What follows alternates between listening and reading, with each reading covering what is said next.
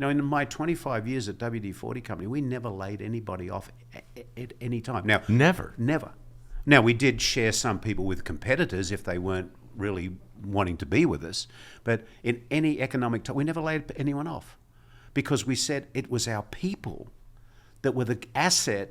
The will of the people was so important to drive our strategy. How do you hire? What do you look for in an individual, right? I mean, because these ideal employees that you're talking about, they don't come out fully formed. They need to be coached. Mm-hmm. So what's the bare minimum? Where's the benchmark for a good values?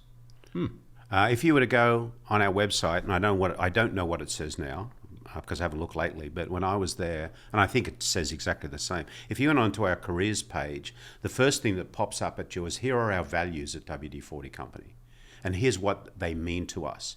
If you can't align with these, don't even apply because you won't fit. You will get voted off the island. So, now, are you allowed to do that?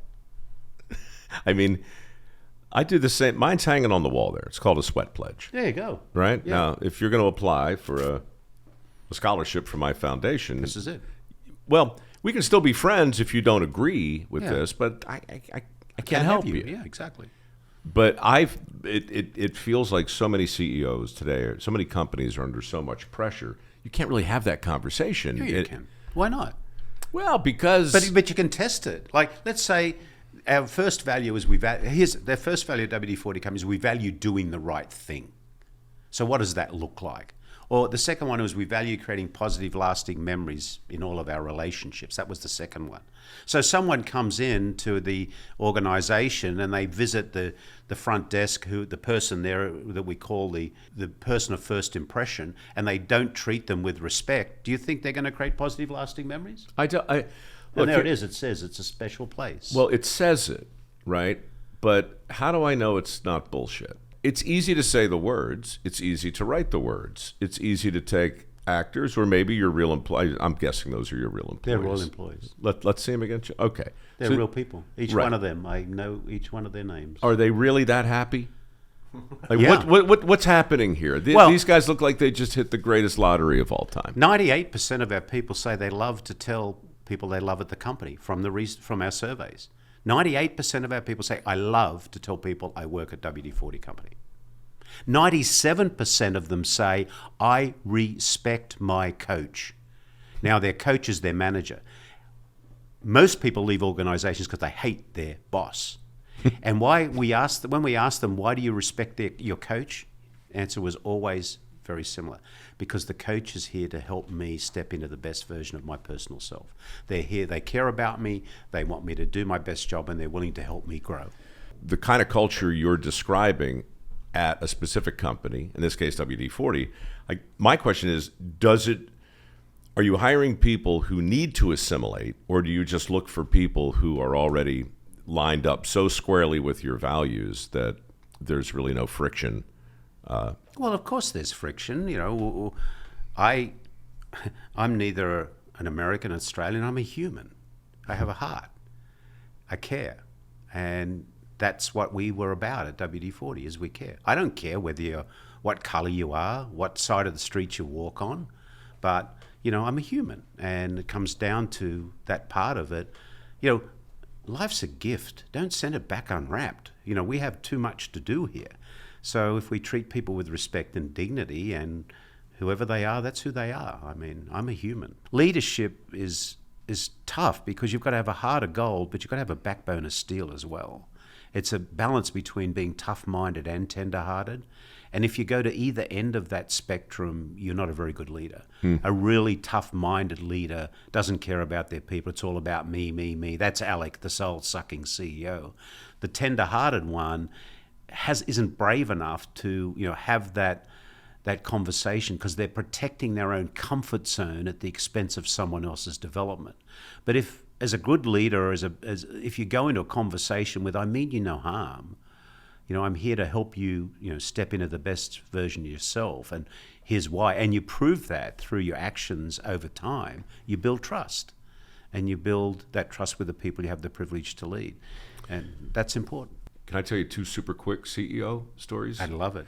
So John Hendricks is my favorite, or well, he's certainly in the top two. He invented the Discovery Channel, and he did it basically from his garage and twisted like John Malone's arm and got some satellite transponder space, and then licensed some documentaries from Australia and just started beaming them down. He had no money. He mortgaged his house. He did the whole thing, and his whole brand was built on a, like to your earlier point about like who are you? Like what is the point? Distill it, right? His was satisfy curiosity.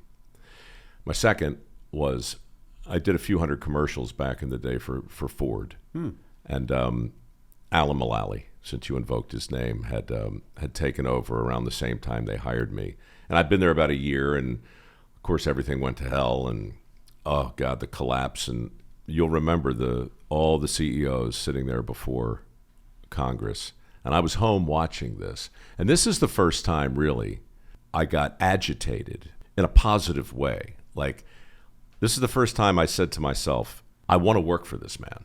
And the fact that I already was didn't matter.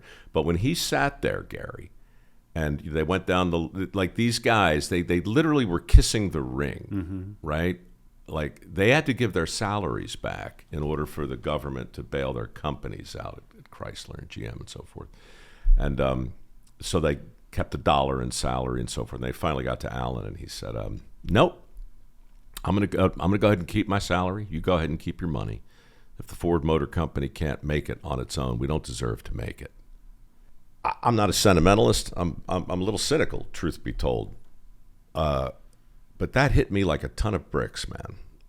And I wanted to work for that guy when I heard that, and I was so glad that I sort of was. You know, they're not WD-40, but there is.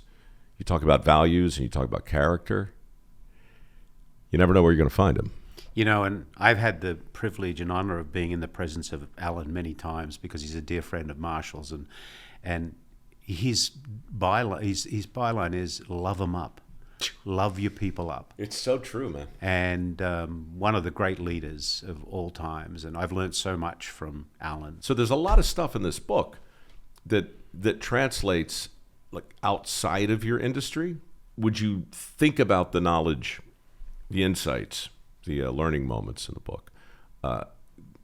Can they apply to TV hosts? Absolutely. Or garbage men or anyone? You know, I think the essence of the book is that servant leadership is a key to longevity in life. We're here to serve others.